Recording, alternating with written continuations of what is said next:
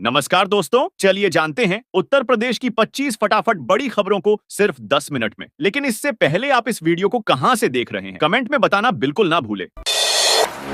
गाजियाबाद में महिलाओं के लिए बैंक सखी बनने का सुनहरा मौका आया है। नेशनल रूरल लाइवलीहुड मिशन के तहत स्वयं सहायता समूह से जुड़ी महिलाएं 20 अप्रैल तक आवेदन कर सकती हैं। इस योजना के जरिए ग्रामीण क्षेत्रों में बैंकिंग सुविधाएं घर घर तक पहुंचाई जाएंगी। उत्तर प्रदेश में किसानों के लिए बड़ी राहत का ऐलान किया गया है। योगी आदित्यनाथ ने असमय बारिश, ओलावृष्टि और आगजनी से हुई फसल नुकसान पर अधिकारियों को 24 घंटे के भीतर राहत पहुंचाने के निर्देश दिए हैं। सरकार ने त्वरित सर्वे और मुआवजा प्रक्रिया तेज करने को कहा है। गोरखपुर में इंडिया ग्लाइकोल्स लिमिटेड की 669 करोड़ रुपए की नई परियोजना को मंजूरी मिल गई है। इस परियोजना में अनाज आधारित आसवनी और विद्युत संयंत्र का विस्तार होगा। इससे क्षेत्र में 500 से अधिक लोगों को रोजगार मिलने की उम्मीद है। उत्तर प्रदेश में महिलाओं ने दुग्ध क्रांति की नई कहानी लिख दी है। प्रदेश में दूध उत्पादन 40% बढ़कर 388 लाख मीट्रिक टन तक पहुंच गया है। योगी आदित्यनाथ के नेतृत्व में ग्रामीण महिलाओं ने डेयरी सेक्टर में 5000 करोड़ रुपए का कारोबार कर आत्मनिर्भरता की मिसाल पेश की है। उत्तर प्रदेश में बेमौसम बारिश और तेज हवाओं से किसानों की मुश्किलें बढ़ गई हैं। गेहूं की कटाई और थ्रेसिंग का काम ठप पड़ गया है, जिससे उत्पादन और गुणवत्ता प्रभावित हो रही है। वहीं आम और सब्जियों की फसल पर भी संकट गहरा गया है। आम की बागवानी करने वाले किसान सावधान। फल झड़ने से बचाने के लिए NAA 20 से 30 ppm या 2,4-D 10 ppm का छिड़काव करें। पहला स्प्रे मटर के दाने जितने फल पर और दूसरा 10 से 15 दिन बाद करें। साथ ही नियमित सिंचाई और जिंक, बोरॉन जैसे सूक्ष्म पोषक तत्वों का प्रयोग करें। इससे फल गिरना कम होगा और उत्पादन बढ़ेगा। अलीगढ़ के बादल बाबू प्यार में सरहद पार कर पाकिस्तान पहुंच गए, जहां उन्हें गिरफ्तार कर लिया गया। सजा पूरी होने के बाद भी जुर्माना न भर पाने के कारण वे लाहौर के डिटेंशन सेंटर में बंद हैं। उनकी प्रेमिका ने उन्हें वापस वतन लौटने को कहा है, जबकि वकील ने रिहाई के लिए हाईकोर्ट में अपील दायर की है। अंबेडकर नगर में प्रीपेड स्मार्ट मीटर उपभोक्ताओं के लिए चेतावनी जारी की गई है। अगर 30 दिन तक रिचार्ज नहीं कराया गया तो बिजली कनेक्शन काट दिया जाएगा और मीटर भी हटा लिया जाएगा। विभाग ने उपभोक्ताओं से समय पर रिचार्ज कराने की अपील की है ताकि परेशानी से बचा जा सके। उत्तर प्रदेश में सिलेंडर की किल्लत के बीच युवाओं के लिए रोजगार का बड़ा मौका सामने आया है। सरकार और गैस एजेंसियों से जुड़ी भर्तियों में युवाओं को करीब 25,700 रुपए प्रति माह तक सैलरी मिल सकती है। अधिकारियों का कहना है कि इससे एक तरफ सप्लाई व्यवस्था मजबूत होगी, वहीं युवाओं को रोजगार के नए अवसर भी मिलेंगे। कानपुर के खुले बाजार में 8 अप्रैल 2026 के ताजा मंडी भाव जारी कर दिए गए हैं। अनाज, दाल, तिलहन, तेल, गुड़, शक्कर, देशी घी और सर्राफा बाजार के रेट में हल्का उतार चढ़ाव देखने को मिला है। गेहूं, चना और अरहर जैसी प्रमुख जिंसों के दाम फिलहाल स्थिर बने हुए हैं। सरोजनी नगर में आंधी और बारिश ने किसानों की चिंता बढ़ा दी है। नटकुर, पीपरसंड और चंद्रावल गांव में गेहूं की कटी फसल सड़ने लगी है और दाने काले पड़ रहे हैं। सरसों की फसल भी प्रभावित हुई है, जबकि आम पर कीटों का खतरा बढ़ गया है।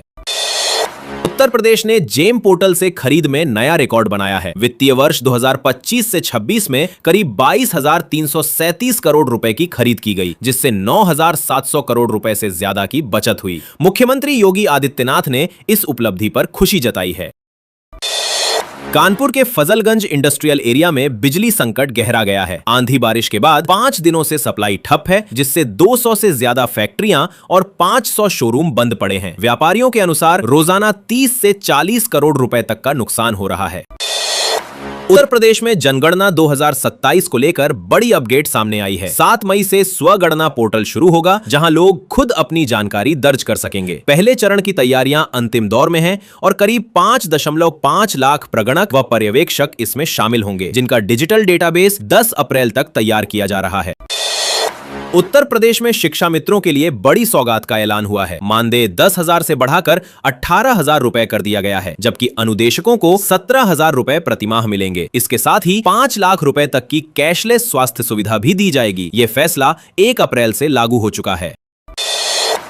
इटावा में एंटी करप्शन टीम ने बड़ी कार्रवाई करते हुए आबकारी विभाग के हेड कांस्टेबल को रिश्वत लेते रंगे हाथ पकड़ लिया। आरोपी तहसीलदार सिंह 12,000 रुपए मासिक की मांग कर रहा था। शिकायत के बाद कार्रवाई हुई और उसे गिरफ्तार कर कानपुर ले जाया गया, जहां भ्रष्टाचार निवारण अधिनियम के तहत मुकदमा दर्ज किया गया है।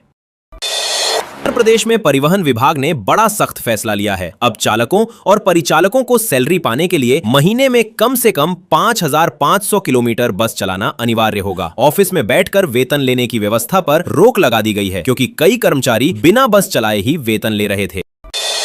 बिजनौर अब यूपी का नया इंडस्ट्रियल हब बनकर उभर रहा है। यहाँ करीब 750 करोड़ रुपए का विदेशी निवेश आया है, जिससे क्षेत्र में उद्योग और रोजगार को बढ़ावा मिल रहा है। विदुर की धरती अब वैश्विक पटल पर अपनी अलग पहचान बना रही है और विकास की नई कहानी लिख रही है। मेरठ के शास्त्री नगर स्थित सेंट्रल मार्केट में बड़ी कार्रवाई की गई है। सुप्रीम कोर्ट ऑफ इंडिया के आदेश पर आवास विकास परिषद ने 44 व्यावसायिक संपत्तियों को सील कर दिया। इनमें 5 स्कूल, 6 अस्पताल और 4 मंडप भी शामिल हैं, जिससे इलाके में हड़कंप मच गया। लखनऊ में नौकरी के नाम पर बड़ी ठगी का मामला सामने आया है। जालसाजों ने एनजीओ में काम दिलाने का झांसा देकर 150 बेरोजगारों से करीब 1 करोड़ रुपए ठग लिए। उन्हें स्वास्थ्य विभाग के टीबी अभियान में नौकरी का लालच दिया गया। पुलिस ने मामला दर्ज कर जांच शुरू कर दी है और लोगों से सतर्क रहने की अपील की है।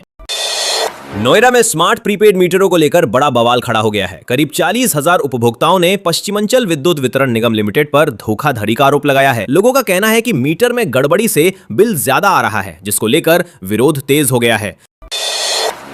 अखिलेश यादव ने कानपुर में बड़ा बयान देते हुए कहा कि सत्ता में आने पर शहर की पहचान वापस दिलाई जाएगी। उन्होंने लाल इमली मिल को दोबारा चालू कराने का वादा किया और भाजपा सरकार पर बंद मिलों व बदहाल व्यवस्था को लेकर निशाना साधा।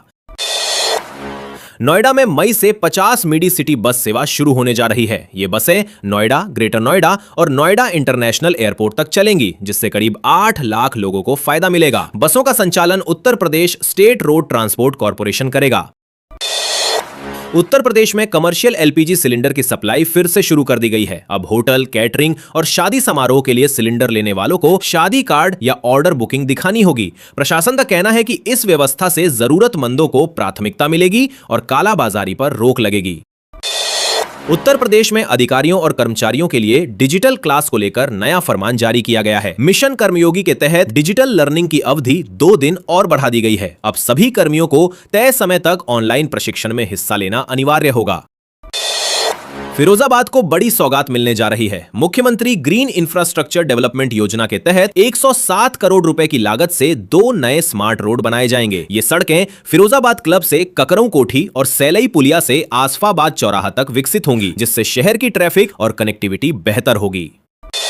उत्तर प्रदेश में सड़क हादसों को लेकर डीजीपी राजीव कृष्ण ने कड़ा एक्शन लिया है। लापरवाही बरतने पर 5 थाना प्रभारियों को लाइन हाजिर कर दिया गया है, जबकि बाराबंकी और जौनपुर के 2 सीओ के खिलाफ जांच के आदेश दिए गए हैं। उत्तर प्रदेश के 1565 पीएम श्री विद्यालयों में अब शिक्षा का नया रूप देखने को मिलेगा। यहां हब एंड स्पोक मॉडल पर एस्ट्रोनॉमी और एआई लैब स्थापित की जा रही है। इससे छात्र अब आर्टिफिशियल इंटेलिजेंस के जरिए विज्ञान को बेहतर तरीके से समझ सकेंगे और आधुनिक शिक्षा से जुड़ पाएंगे। यात्रीगण कृपया ध्यान दें, इंडियन रेलवेज ने हिमगिरी एक्सप्रेस समेत कई ट्रेनों के नंबर और श्रेणी में बदलाव किया है। इस बदलाव से ट्रेनों की पहचान आसान होगी और संचालन व्यवस्था बेहतर होगी, जिससे यात्रियों को अधिक सुविधा मिलने की उम्मीद है। सलोनी ने लाखों की कॉर्पोरेट नौकरी छोड़कर बड़ी मिसाल पेश की है। किराना दुकानदार की बेटी सलोनी ने बिना कोचिंग सिर्फ सेल्फ स्टडी के दम पर आरओ परीक्षा में 46वीं रैंक हासिल की। उनकी इस सफलता ने साबित कर दिया कि मेहनत और लगन से कोई भी लक्ष्य हासिल किया जा सकता है। बलिया में मेडिकल सुविधाओं को बड़ा बढ़ावा मिलने जा रहा है। जिला कारागार की 14 एकड़ भूमि पर नया राजकीय मेडिकल कॉलेज बनाया जाएगा, जिसके लिए 437 करोड़ रुपए का बजट मंजूर किया गया है। इस परियोजना से क्षेत्र के लोगों को बेहतर स्वास्थ्य सेवाएं मिल सकेंगी।